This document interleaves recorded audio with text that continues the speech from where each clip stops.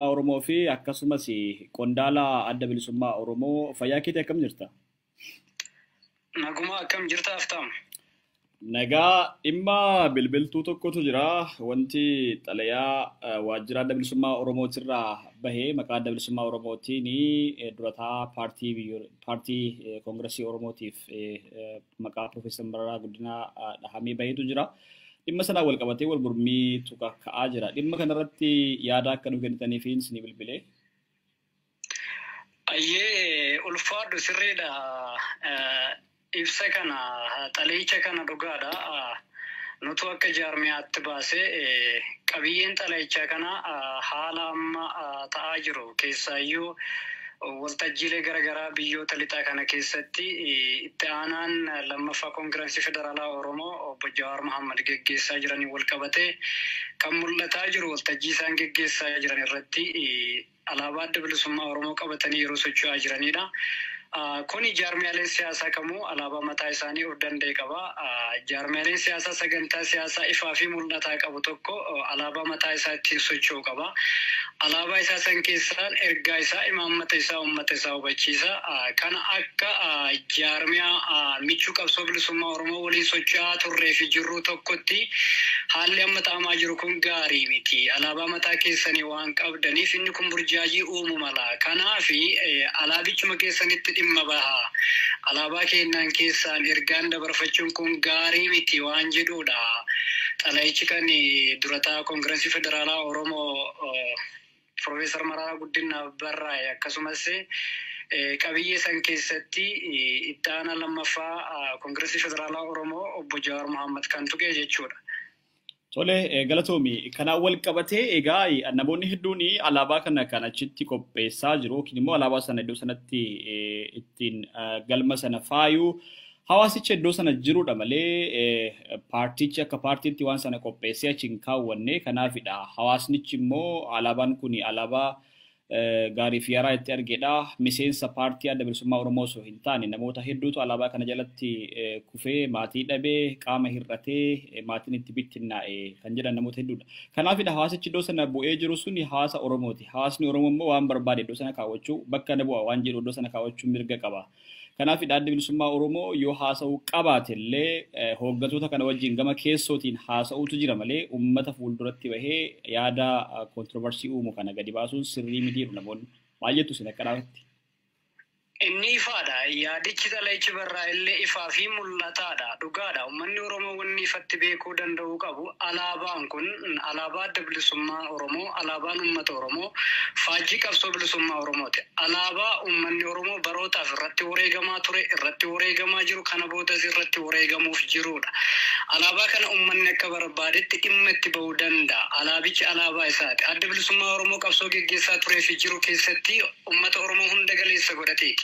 Yeroo qabsoo kana uummata Oromoo hunda galeessa godhatee geggeessaa turetti alaabaa san sababa ittiin moggaafameef qaba. Alaabaa kana keessaan akeeka ittiin ibsatu qaba. Imaammata alaabaa kana keessaan ittiin dabarfatu qaba.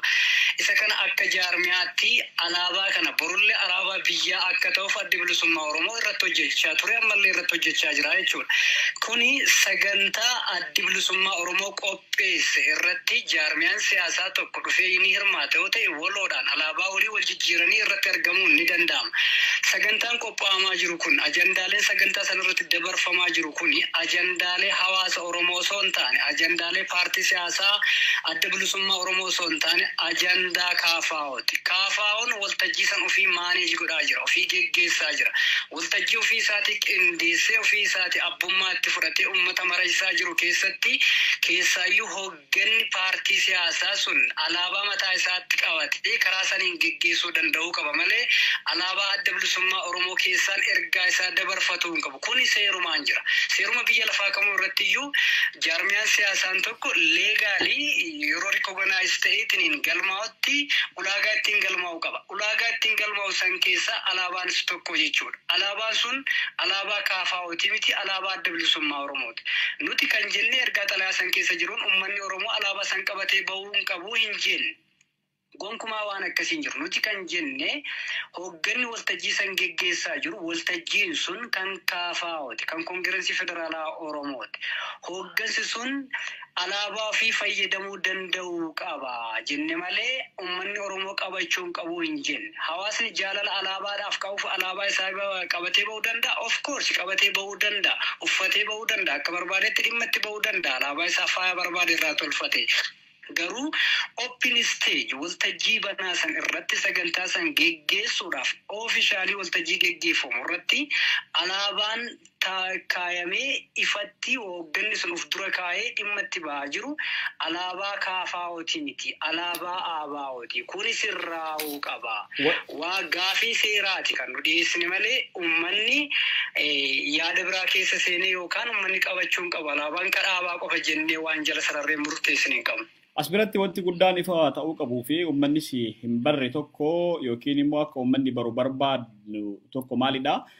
Waltajjii kana kan qopheesse hawaasichadha jedhu namoonni hedduun hawaasichatu qopheesse malee ofeekoon yookiin kaafaa'ooni waltajjii akkanaan qabaati koottaa irratti naa hirmaadhaa jedhee uummaticha hin waamne. Uummaticha galateeffachuudhaaf hooggantoonni maneedhaa turanii waan sagalee taataniifidha. Galatoomaa jedhanitidha deemanii uummata isaaniif sagalee ta'aa ture sana haasofsiisaa jiru malee akka kaafaa'utti sagantaa siyaasaa ibsachuudhaaf yookiin immoo yaada kaafaa'uun qabu uummatatti himachuudhaaf iddoo sanatti hin argamne jedhu namoonni hedduuni. Ati immoo akka amma naa ibsaa jirtutti kaafaa'uun sagantaa ofii qopheessee waltajjii ofii qopheessee hoogganaa jiru irrattidha alaabaa adda bilisummaa Oromoo fayyadamaa jira naan jette. Wanti kun waliin dha'u gama kaafaa'uutiin wanti jiru yookiin immoo adda akka paartii kaafaa'uutti ibsi bahee sagantaan kun guutumatti kaafaa'uudhaan hoogganamee kaafaa'uun sagantaa siyaasaa irratti ibsachuudhaaf iddoo sanatti argamee jira wanti jedhu wanti qabatamaan jiru maalidha? Maalirraa kan akkasumas fayyaa ta'e ifatti la waltajjiin kun waltajjii kaafaa'oo ta'u ifaa fi bilisaadha. Wanni isin mirkaneessinu maali? Hooggansi itti aanaan lammaffaa koongirensii federaalaa Oromoo obbo Jawaar Mohaammed osoo gara alaatti ni malin dura gaafii fi deebii miidiyaa biyya keessaa Ubuntu jedhamuu fi akkasumas OMN irratti taasisaniin yeroo gabaabaa booda gara biyyoota lixaatti imallee hawaasa keenya akka koongirensii federaalaa Oromootti dubbisuu barbaanna. Isa kana anaa fi obbo Baqqalaa Garbaatti deemee dubbisa kan jedhu ifatti dubbatanii loobii godhachaa turan. Sagantaa sanii karaa isaaniitiin ergaa isaan dabarsaniin qajeelfama isaaniitiin sagantaan sun qophaa'ee hawaasni qophaa'ee hawaasicha dubbisaa jiran. Akka ammaatti naa kaasetti waltajjii san kan qopheesseetiniin jedhe waltajjiin sun waltajjii hawaasaa yookaan siviil orgaanaayizeshinii addaa osoo hin taane yookiin ajandaa biraa dhawatee waltajjii qophaa'e osoo hin taane waltajjii koongirensii federaalaa Oromoo ergaa isaanii dhimma isaanii dhimaammata siyaasaa isaanii itti ibsachaa jiranidha. Waltajjiin kun waltajjii hawaasaa hawaasni karaa isaaniitiin qaama isaan bakka bu'uun waa geggeeffataa jiru yookiin ajandaa isaa dabarfataa jiru miti. Waltajjii koongiresiin federaalaa Oromoo imaammata siyaasaa isaanii uummata isaanii itti hubachiisaa jiranidha. Waltajjii ofii isaaniitii hawaasichaan qopheeffatanii irratti hirmaatanii imaammata isaanii hubachiisaa jiran san irratti akkuma paartii siyaasaa alaabaa mataa isaa of danda'u tokkotti alaabaa isaaniitti dhimma bahuu danda'uu qabu malee alaabaa jaarmiyaa siyaasaa biraa keessaan imaammata isaanii calaqqisiisuu hin qabanidha. Walumaa galatti ergaan xalayaa nuti keenye sun. Haa ta'u meegaa fi tokkotti isin deebi'a. Adda bilisummaa Oromoo yookiin dhaabni keessanii alaabaan kun alaabaa adda bilisummaa Oromoo qofaati jedheetidha amanamoo alaabaan kun alaabaa uummata Oromoo bal'aati jedheetidha amana. Kana yoo ta'e alaabaa kanatti kan fayyadamaa jiru uummanni biroo hin dhorkama jennee kaasuu dandeenya moo paartii dhumatu paartii lamaan gidduutti akka alaabaan kun alaabaa keenya hin fayyadamne jennee paartii biroo gaafanneedha amma gaafin keessan. Fayyaa ta'e duratti illee raasiif dubbadheen ture. Jalqabumarraa iyyuu bu'uureffama isaa irraa ka'ee addi bilisummaa Oromoo yeroo sagantaa siyaasaa isaa qopheeffatu heeraaf seera sirna ittiin bulmaata mataa isaa qopheeffatu kana hundayyuu uummata isaa hunda galeessa godhateeti. kana gochuuf ammoo san keessa kan ittiin uffisuu aasxaa mataa isaa alaabaa mataa isaa of danda'e qaba. Jaarmiyaan kun kan qopheeffate jechuudha. Alaabaan kun uummanni Oromoo kan keessatti of argu alaabaa uummanni miliyoona 60 fi sanii olii keessatti of argu alaabaa adda bilisummaa Oromoo alaabaa uummata Oromooti jedhee ka'a. Kanaaf alaabaan kun kan adda bilisummaa Oromoo qofaati jedhee adda bilisummaa Oromoo waan daangisee hin qabu. Alaabaan kan uummatichaati. Imaammata alaabaa san keessaan adda bilisummaa Oromoo ibsu uummanni Oromoo fudhatee ittiin socho'aa jira. Hadda alaabaan kun alaabaa paartiin siyaasaa tokko qabatee ittiin socho'aa jiru. Ofiishaalii karaa jaarmiyaatiin alaabaa adda bilisummaa Oromoo jedhamee nuunaa himamu malee hegeree boruutiif adda bilisummaa Oromoo alaabaan kun alaabaa biyyaa akka ta'uuf irratti hojjetaa ture, hojjetaa jiralle. Kanaaf boru hegeree boruu keessatti, Oromiyaa boruu keessatti uummanni kun alaabaa kan akkamitti alaabaa biyyaa godhatee hojjeta inni jedhu waan fuulduratti deemamu. Ammaaf alaabaan kun kan adda bilisummaa Oromoo qofa osoo hin taane alaabaa jaarmiyaa siyaasaa adda bilisummaa Oromoo fi alaabaa uummata Oromooti. Jaarmiyaan siyaasaa biraas kan uummata Oromootiif qabsaa jiru alaabaa mataa isaa of danda'e qaba. Beekate alaabaa yoo jenne alaabaan Abbaa Gadaa jira. Alaabaan Jeneraal Waaqoo qabatan ture. Alaabaan Jaarraa Abbaa Gadaa fa'aa qabatan ture. Alaabaan Kamaal Galchuu fa'aa qabatan ture. Alaabaan murni amma maqaa mootummaatiin biyya bulchaa jiru qabataa jiru ture. Kun hundinuu maqaa Oromoodhaati. Kana keessa alaabaa adda bilisummaa Oromoo kan uummanni maaf jaalate isa jiru halluu isaa jaalateeti miti yookaan diimaa magariisa diimaa kana jaalateeti miti. Ergaa qabiyyeen alaabaa kun of keessaa qabu jaalateeti uummanni kun. Kanaaf alaabaan kun adda bilisummaa Oromooti alaabaa keeti jedhee uummaticha beeksise. Kanaaf amma jaalate ergaa isaa jaalatee faana hiriire. Alaabaa ofii isaati jaalatee onnee isaa keessa qaba. Alaabaa ofii isaati yeroo rakkinaa liqinsee nyaate uummanni kun ittiin wareegamaa jiruu fi kana boodallee irratti wareegamuuf jiru kana alaabaa keeti jennee hin murteessine hin daangessine. Hamilee fi diddee afaan ittiin waan kanallee ittiin daangessuuf dubbannu hin qabnu. Maafi uummata kanaaf qabsoofnaa jirra kaa. Qabsoon kun kan uummataati kaa. Alaabaan kun kan uummataati kaa. Isa kanaafi alaabaan kuni adda bilisummaa Oromootti akka jaarmiyaatti ofiishaalii ittiin beekama malee alaabaa uummataati. Akkuma adda bilisummaa Oromoo ofiishaalii alaabaa kana qabatee ittiin beekamu jaarmiyaalee siyaasaa biraas alaabaa biraa qaba. Alaabaa isaa osoo qabu alaabaa kanatti maaliif dhimma itti baay'inni jedhu kun gaafii seeraa fi sirriiti. Kanuma isin jechuu barbaadaaf ta'u. Haa ta'u akka taanaani ummata miliyoona 60 yookiin 50 bakka bu'a alaabaan kun jettaniittu. Alaabaa kana keessatti egaa ummata miliyoona 60 kana keessa Jawaar Mohammadii fi Baqqalaa Garbaa akkasumas hooggantoonni paartii KFO jiru. Isaan qabachuu hin danda'an jechuudha. Moo seera siyaasaa keessantu isin daangeessa? Moo faallaa kaayyoo adda bilisummaa Oromootidha jarri dhaabbatanii jiranii fi isin ibsa sana baastanii? Maaltu isaan akka hin qabanne akka isin ibsa irratti baastan taasise egaa? Fayyaa ta'e ulfaadhu gaafii sirriidha. Kanaan dura Jawaar obboleessi keenya Jawaar Mohammad waggoota 10 darban osoo miseensa jaarmiyaa siyaasaa hin ta'in duratti alaabaa kana akka barbaadetti waajjira isaatti mana isaatti sagantaalee garaagaraa irratti argamu hundatti qabatee ittiin socho'aa ture. Ammas mana isaa keessaa qaba. Alaabaa kana maaf jaalate maaf qabateedha miti. Nuti kan jenne ofiishaalii afaan seeraati yoo dubbannu jaarmiyaan siyaasaa tokko yeroo jaarmiyaa siyaasaati jedhamu sagantaa siyaasaa mataa isaa qaba. Imaammata mataa isaa qaba. Sagantaan siyaasaa adda bilisummaa Oromoo geggeessuu fi sagantaan siyaasaa Koongireesii Federaalaa Oromoo geggeessu tokko miti. Sagantaa siyaasaa ofiisan geggeessuudhaaf ulaagaalee sagantaa siyaasaa kan kee itti ibsattee imaammata kan kee ittiin hawaasaa fi qaama dhimmi ilaalutti ittiin calaqqisiifattu qaba. Kana keessatti akkuma jaarmiyaalee siyaasaa kamuu alaabaa isaatti dhimma bahu isaanis alaabaa isaaniitti dhimma bahu qabu. Ofiishaalii jaarmiyaa siyaasaa ta'anii qabsoo siyaasaa geggeessaa erga jiran ta'e alaabaa mataa isaaniitu qabu. Akkamitti alaabaan qaama biraatti dhimma baanidha malee akka nama dhuunfaatti alaabaa kana maa jaalatan, maa qabatan, maa dhimma itti baanidha miti. Akka nama dhuunfaatti dhimma itti bahuu danda'u. Ajandaan isaan geggeessaa jiran, siyaasni isaan geggeessaa jiran, imaammanni isaan karaa saniin dabarfataa jiran imaammata kophaa kan Jawaarii yookaan kan obbo Baqqalaatii miti. Kan KFO'ti. KFO'n sagantaa siyaasaa mataa isaa imaammata isaa karaa ittiin calaqqisiifatu hin qaba. Isa sana ammoo alaabaa keenya keessaan ifatti calaqqisiifachuu hin qabu. Inni kun ofiishaalii seeraa waanuma beekamuu qabudha. Kun waan nama wal mormisiisuu fi waan ifaa hin taane waan as keessatti argamu hin jiru jechuunumaaf. haa ta'u amma bee namoonni hedduun akka komiitti adda bilisummaa Oromootatti yookiin immoo ibsa adda bilisummaa Oromoo baasirratti kan kaasaniin sinii kaasa.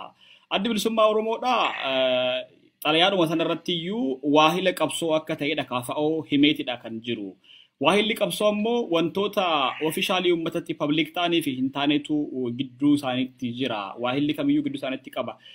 Uummanni Oromoo haala siyaasa amma deemaa jiru kanaan diinumni uummata gargar qooduudhaaf wayita waan hedduu dalagaa jiranitti waan uummata gidduutti waan hedduu uumuu danda'u kana hanga uummatatti gadi baasanii dhuunfaadhaan hayyuu dureen adda bilisummaa Oromootii fi hayyuu dureen kaafaa'oodha maaliif waliin hin dubbanne.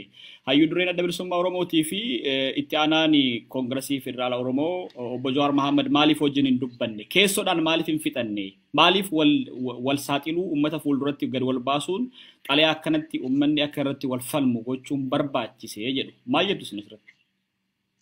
Inni kun ifaa fi mul'ataadha. Sadarkaa sanitti eenyuyyuu biratti kun yaaddoo ta'e mul'achuu danda'u hin qabu. Kun waan ifaa fi mul'ataadha.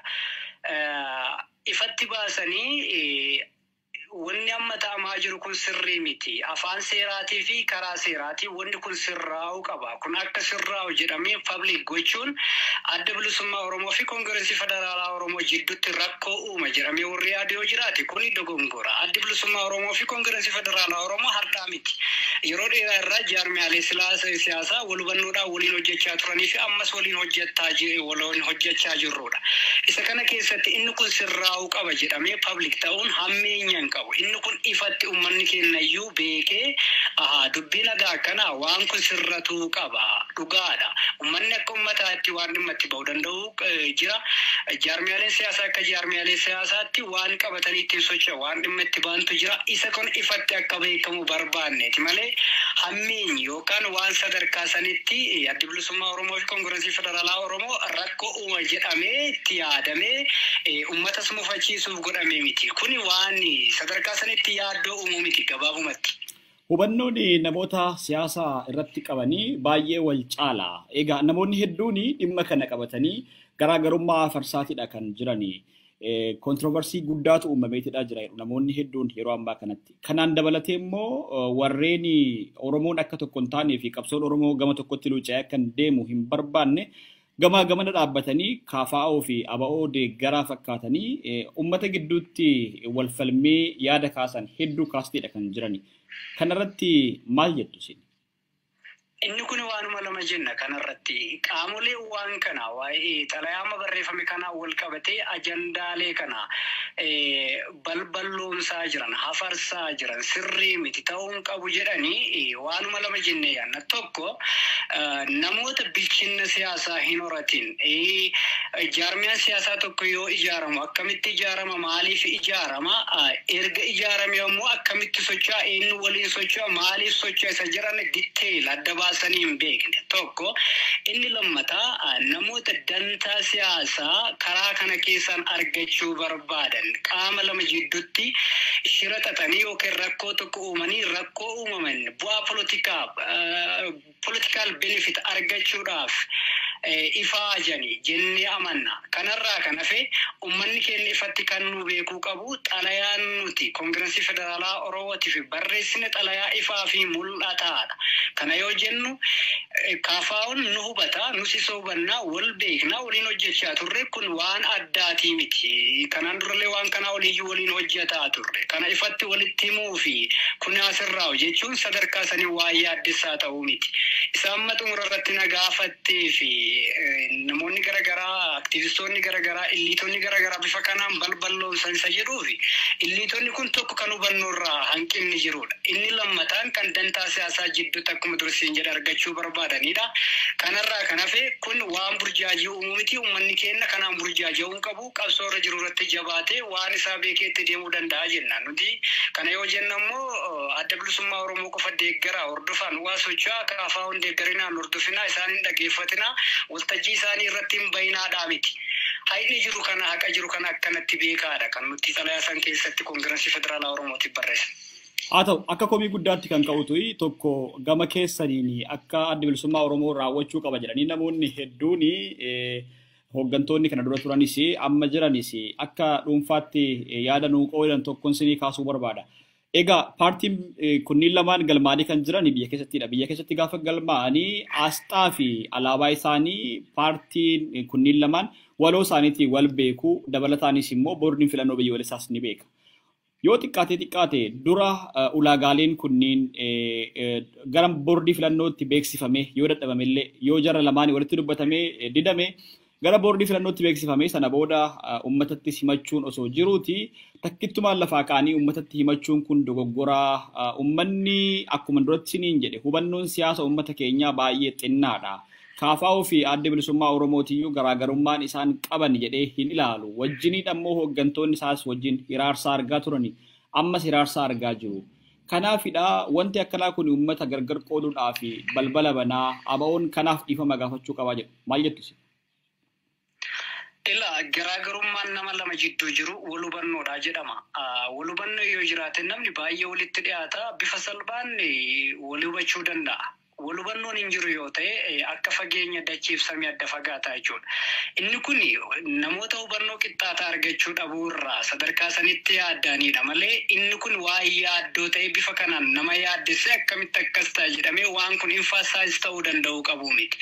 Waan sadarkaa sanitti yaaddessaa ta'e dhaadheffamee dubbatamu miti. Isa kana jaarmiyaan siyaasaa KFO'n kanarratti yaada kennuu ni danda'a. Ni beeka, nu beeka, wal beekna. Wal hubanna inni kun waan yaaddessaadhaa miti. Isa kanaaf namoota sadarkaa sanii yaaddoo qabaatanii ifatti isaa ta'u keessaan jedhaniif tasgabbaa rakkoon qabu hubannoodhaan wal qeeddannaa hubannoo qixxaataa qabaannu jenna. Kanuma jenna. Kanarratti kanuma siin jedha. Haa ta'u egaa ilaalchi wal hubannaa wal beeknaa wajjin hojjennaa jedhu kanatu osoo egaa akkanatti wal beektanii maaliifidha ibsa kana wal keessoodhaan waliin gaafannee osoo pablikiin godhi kan jedhu uummata biraas kan ka'u gaafiin tokko kanuma dhiifama. Egaa kanarratti deebiin keessan egaa kana ta'e gara dhumaattiin isin geessa. Gara dhumaatti gaafa isin geessu namoonni hedduun adda bilisummaa Oromoo hiree ofii murteeffachuu hanga abbaa biyyummaatti jedhu gaggeessa. KFO'n immoo walabummaa Oromiyaa hin deeggaru yookiin immoo isinitti hin deeggara jennee isinitti himnu waan jedhu wayii tibba kana kan baasitu jira. Kanaan wal qabatee alaabaa kana qabachuun dhorkadha jedhee adda bilisummaa Oromoo akka baasettiidha kan ilaalaa jiranii. Kanaan wal qabataa ibseerra beekudha. Inni faada keessa deemee ditteelii kana san jechuu osoo hin taane walumaa galatti akka duuchaatti jaarmiyaan siyaasaa tokko imaammata sagantaa siyaasaa isaa akka itti ibsatu qaba. KFO'n kanaan addaa miti jechuudha. Alaabaa adda bilisummaa Oromoo keessaan imaammata siyaasaa isaa ibsachuun sirrii miti. Isa kana hooggansa sadarkaa sanitti akkas gochuun sirrii mitiidha kan nuti jenne dhugaadha. Adda bilisummaa Oromoo sagantaa siyaasaa mataa isaa imaammata mataa isaa qaba. KFO'nis kana qaba jechuudha. Nuti bilisummaa Oromoo fi walabummaa Oromiyaatti amannaa. Isa kana immoo uummata keenya referendamiif dhiyeessinee uummanni keenya yoo barbaade bilisummaa Oromootti amanee Itoophiyaa jedhamtu san keessatti akka sabaaf sablammootaaf ta'utti uummata kana waliin bilisummaadhaan jiraata. Lakkin barbaadu walabummaan jiraadha yoo jedhu kun fedhii uummataa dhiifna jechuudha. KFO'n akkasumas sagantaa siyaasaa mataa isaa qaba. Kanaaf kun waan wal falmisiisuu miti. Nuti duuchuma